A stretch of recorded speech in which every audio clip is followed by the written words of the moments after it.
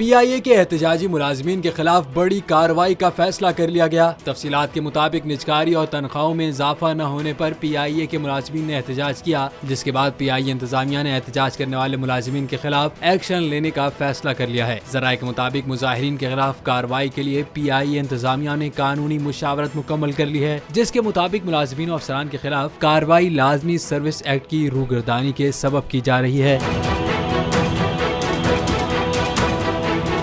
واضح رہے کہ لازمی سروس ایکٹ کے تحت ذمہ داریوں کی ادائیگی میں غفلت کو جرم کے طور پر لیا جائے گا۔ اس کے علاوہ کوئی بھی ملازم حکم عدولی کے باعث اپنے خلاف تادیبی کارروائی کا خود ذمہ دار ہوگا۔ لازمی سروس ایکٹ قانون کے مطابق ہجوم اکٹھا کر کے احتجاج یا دھرنے پر پابندی عائد ہے۔ یہ ایکٹ رواں سال مئی میں نافذ کیا گیا تھا۔